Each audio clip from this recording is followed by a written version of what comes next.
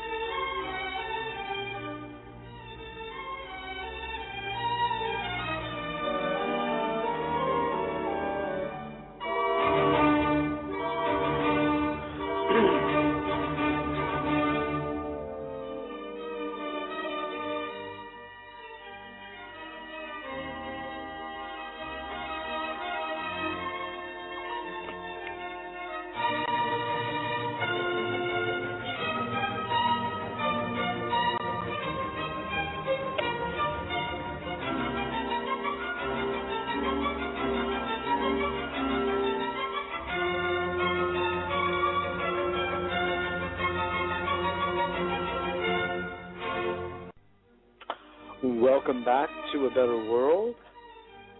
This is your host, Mitchell J. Rabin. Thank you, Mozart. It was wonderful to have you opening us up.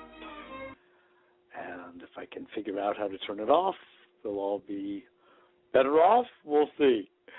Anyway, I'm very glad you're joining us again today for what will be another, I pray, interesting show.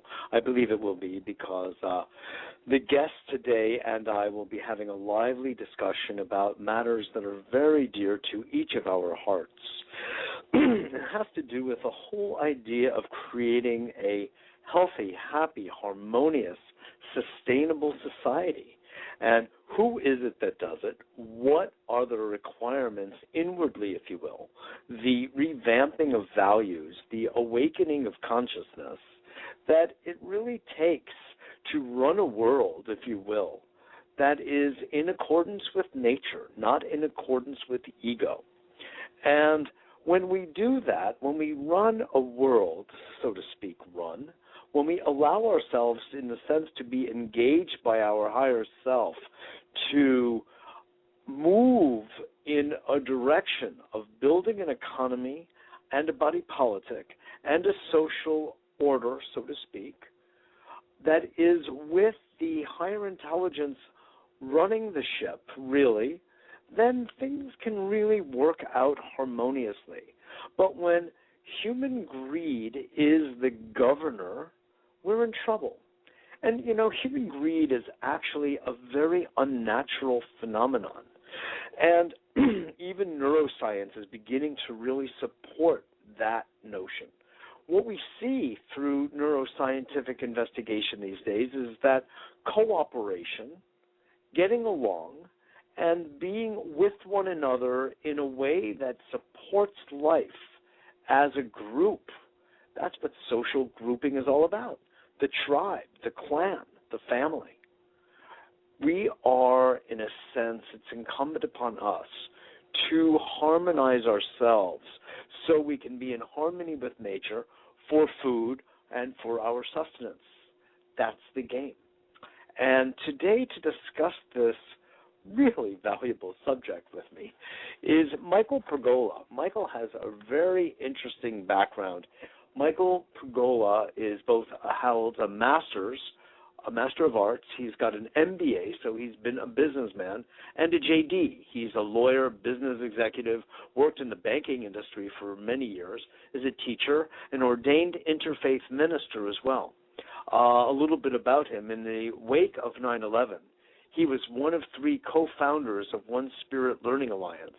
He's been a long-time student of consciousness, culture, and spiritual development, and he's pursued personal mastery and an understanding of people and creativity for some 30 years in order to bring the heritage of human wisdom into every aspect of life. My God, it's like a brother. Utilizing insights from the ancient wisdom traditions as well as from contemporary theories such as spiral dynamics, Don Beck we've had on the TV show some years back, the Enneagram, largely brought to us by the work and brilliance of George Ivanovich Gurdjieff. Integral theory and systems dynamics, Michael works to accelerate the conscious evolution of individuals and groups in a way that incorporates heart and mind in a seamless whole. It's a beautiful description. And his latest work involves integral alignment. He is partnering with a group of others, collaborating with them to bring some very high-minded teachers to the New York area to offer workshops and the like. And this is all getting kicked off as we speak. In fact, this weekend there will be one of the very first, beginning with Terry Patton, Deborah Boyer, and Michael Pergola, the three of them, called Encountering the Beloved, Integral Practice to Liberate Your Soul. How beautiful, how beautiful.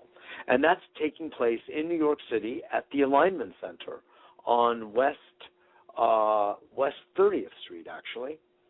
And it's March 3rd and 4th, so please, if you're interested, contact us through our website at www.abetterworld.net.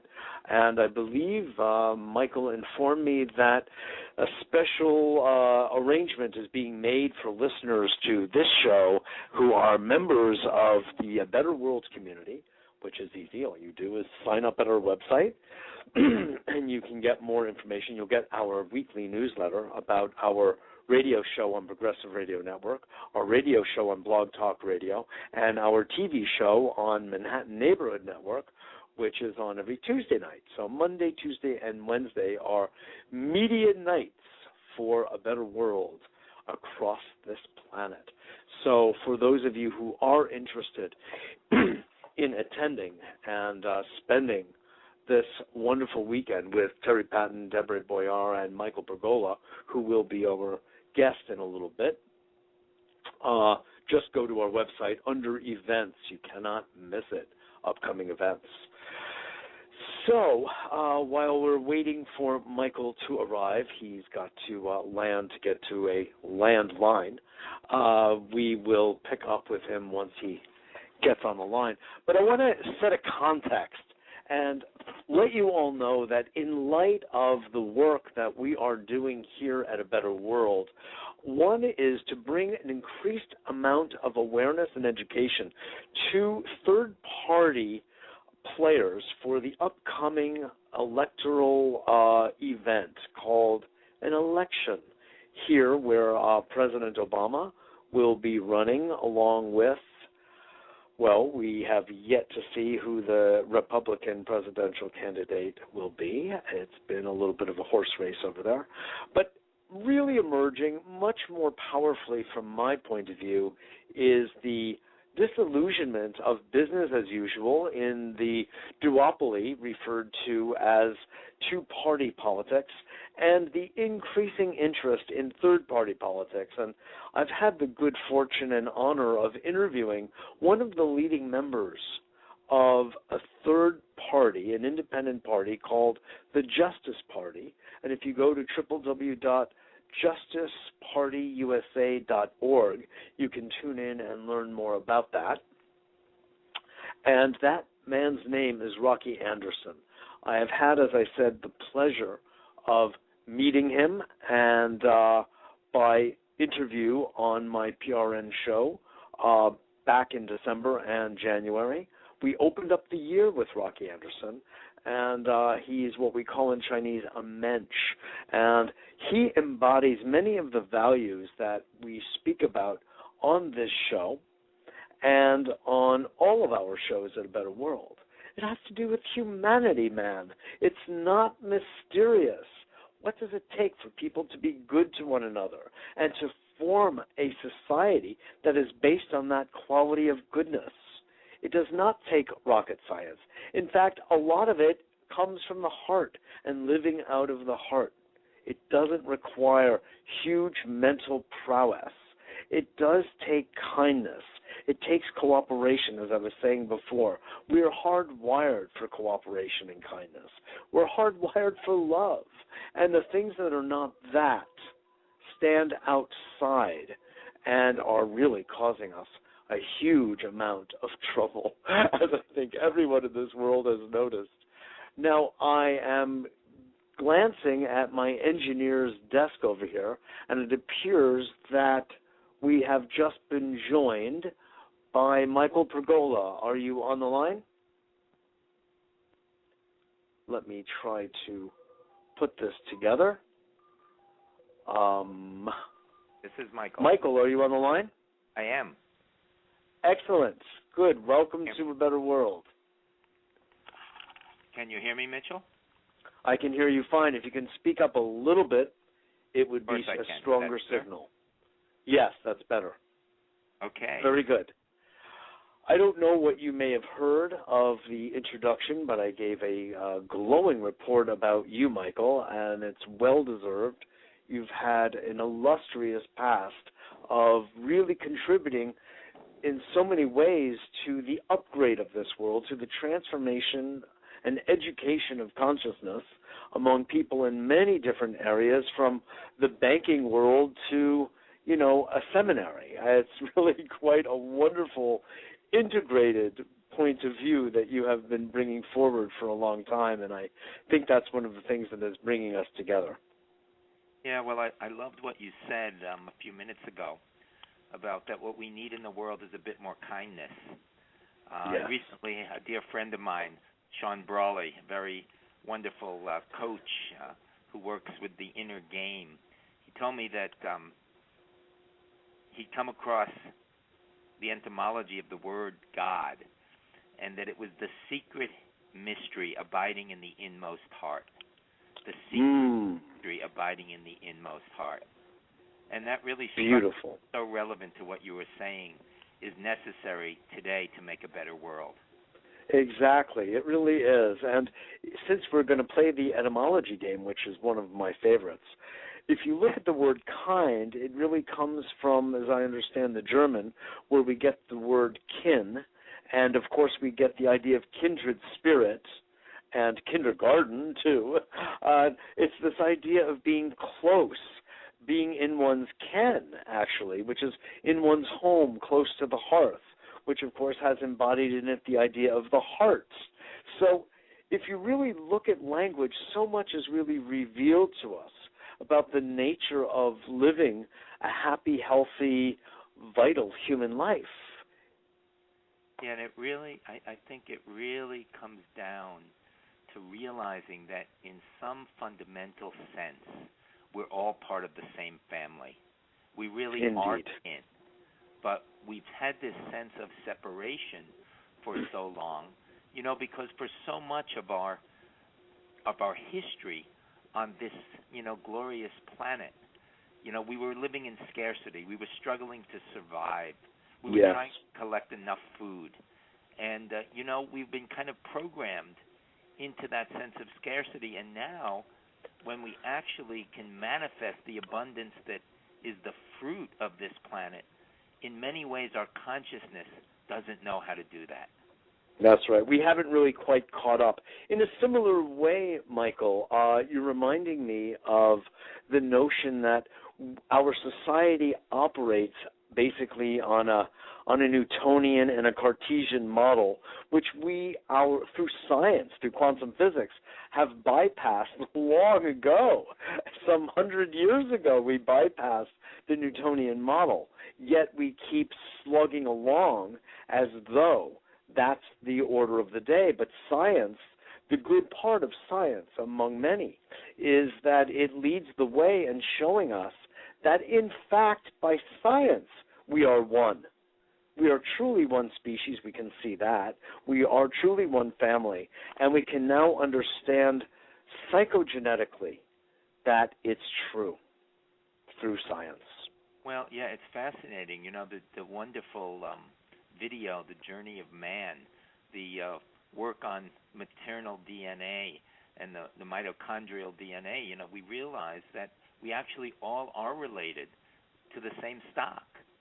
And there really is one species.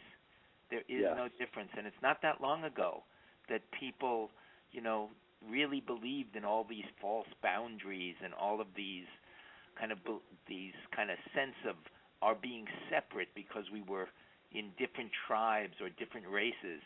And it really is an extraordinary validation of the deep, deep spiritual teachings of interdependence, and oneness that is at the heart of the deep, deep teaching of every great spiritual tradition from the earliest of times, that Truly. now is validated by science. It's quite amazing. That's right. It really is. It really is.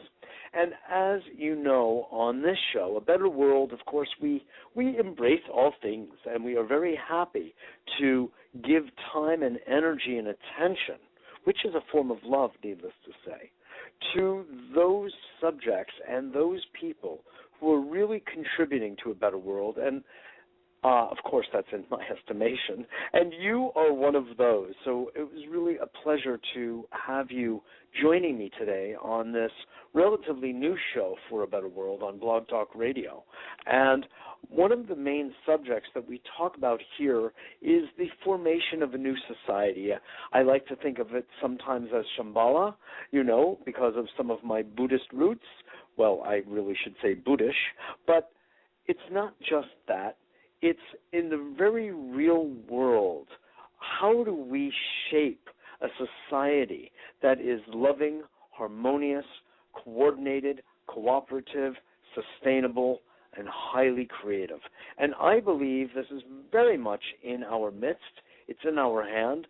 Some of the work that you're doing right now, including this coming weekend's workshop, addresses that, the work you're doing with Terry Patton and educating people through the integral alignment work that you're doing. Could you speak to us a little bit about this? Yeah, I think that you raise a really important point, and let's draw some of the links. I was on my way traveling today, and I passed, some of these big box stores, and I was thinking that, we go in these stores and we get such astounding bargains, and we wind up buying things frequently that we don't need, that we then need to store because we don't have enough room in our houses, which happen to be larger than most people's houses everywhere.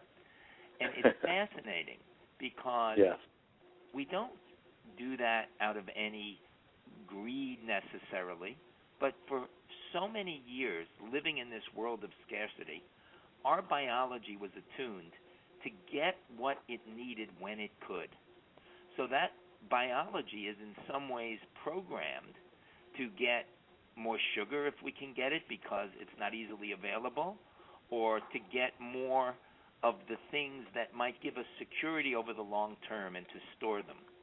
But we live in a world now where our biology needs to be readjusted. And because that instinct is not serving us any longer. It doesn't serve us personally, and it doesn't serve us collectively. But it's very difficult to go against the systems that we live in. So it's quite interesting because we need to create different ways of being together that actually support a different view of what's important and give us the capacity to shift those systems, which is part of what we need to do to make a better world. And we literally need to change our biology by changing our consciousness and changing the ways we interact with each other, because that consciousness is formed from the mirror of our relationships. So I think those are links that take us from the individual to the social. Yes. And that's a big piece of the workshops that we're trying to support and the teachings we're trying to bring in place at the Alignment Center. We need to come into alignment as human beings. And I think Terry Patton is really, really one of the groundbreaking teachers in this regard. We have huge challenges today. We know that our climate is changing in dramatic ways. We know that the way our food system runs frequently feeds people things in the developed world that are not good for us over the long term. We know so much today about how nutrition can help us be healthier, but the dominant system, particularly for those less fortunate, doesn't necessarily provide those kind of high nutrition opportunities. Well, how do we change this? Well, we change this in multiple ways. But one of the big ways we change this is becoming more aware, becoming more conscious, and beginning to behave in new ways. And that's what the world's great spiritual teachings and practices have been about throughout history. Yes. What I got to say, exciting. one of the issues that I have encountered in my life in looking at spiritual traditions and then the so-called real world, the business world, etc., the world of my father, if you will, and so many of our fathers, and I'm using that also metaphorically, is that there's this huge gulf. One exists on mountaintops in monasteries, and the other one is in the marketplace. And once I started getting clear myself, Michael, about the value of spirituality, from my point of view, it's to actually be in service on a higher level to the marketplace. Its purpose is to serve us on earth. That is, what is the idea of heaven on earth but to bring the wisdom of the ancients, of the heavens, into physical embodiment for living a life where we get engaged with other people, we have relationships, we have love, we have children, we have business, we have scholarship, we have art, we have culture.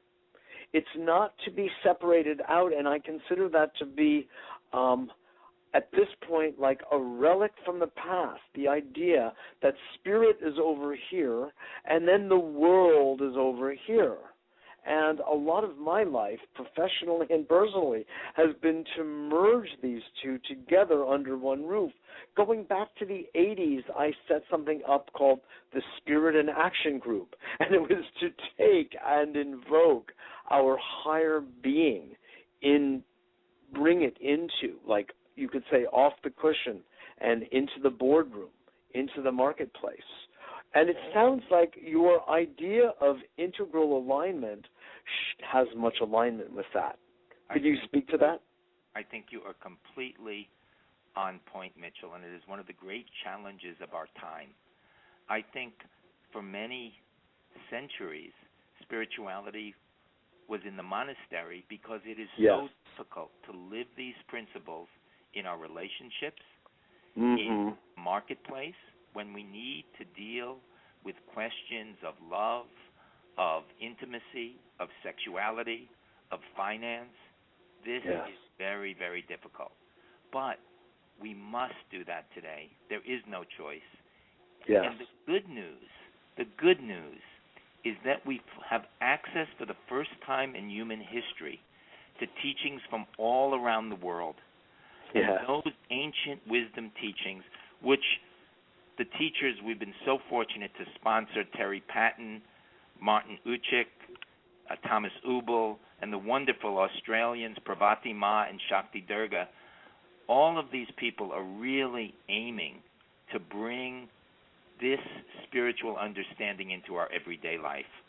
And it is a breakthrough. And the things we know about our biology, about our psychology, about the way our brain operates, this augments those ancient teachings. And I think Terry Patton, a dear friend and a wonderful human being, and Deborah Blair, an amazing kind of just I look forward to meeting them. Therapist who has done fascinating work with trauma and with helping us relax under the wounds that somehow drive us onto automatic. Their workshop this weekend, this coming Saturday and Sunday, at the Integral Alignment Center, is just a very powerful opportunity to integrate, hosted by the Integral Alignment Center, is a very powerful opportunity to integrate different teachings in ways that will really fit the blueprint of each person's soul. It's not a one-size-fits-all experiment, but it's how do we tap into our own deepest gifts in ways that we can be in the world, and how do we touch that place of the beloved in our own hearts so we can bring that into our lives, and how do we have a sense of humor and humility in the face of the challenges we face in life, because the reality is how do we do it, actually Michael? Shift our inner experience and learn to be and live differently. And that's what we're going to work on this weekend, and I think it'll be delightful. Are you saying to me that if somebody attends this workshop, they will be able to emerge as both funny and humble? Well, at least they'll have a sense of why that's important, and maybe they'll have some motivation to continue that work. Good. Well, I think that your next workshop ought to be really with Woody Allen. Well, actually, we have these amazing Australians who are coming over who have integrated these kind of wisdom and energetic teachings. Because, sometimes... they have Aussie humor, I hope. Aussie humor. Well, they're kind of very Woody Allen-like, so that's what I was going to say. Oh, are they? Okay. Well, then I'm interested. He's one of my mentors. So many of my friends have one guru or another over the years, one yogi they've been following, and all of that, both in the Buddhist tradition and others, Indian, Vedic, Hindu traditions. And when they've turned to me and said, so who is your guru? I said, Woody Allen. Okay. Jackie Mason. These are the people. And if you really, I'm saying that tongue-in-cheek, but I'll tell you, the other piece of it is really this. And I've spoken to mutual friends of ours about this. A really good comic has one foot in this reality and one foot out. He or she is gazing in with a look like, are you kidding me? They're taking this stuff seriously. So there is this level of advanced detachment in a good comic that is the envy of all, It's truly a higher spiritual advancement in my book. I think you raise kind of two important points there. I think that, first of all, if we're trying to bring spirituality in the marketplace, we're going to trip up. We're going to make mistakes. Look at all the sort of challenges these gurus have. And boy. All of us have challenges, I hope they don't see a young, pretty girl when they're here getting off their mountain. How do we deal with these energies? The desire to have things in your life, the sexual energy, the relationship energy. How do we deal with these things? If we don't have a sense of humor about our failures, and if we either deny them or take them so seriously that we self-attack and make ourselves wrong, it becomes very difficult to shift.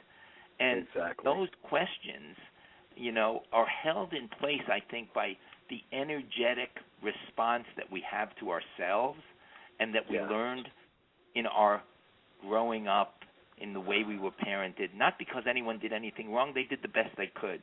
But we are only learning how to really raise our children. And I think it's a slow learning curve.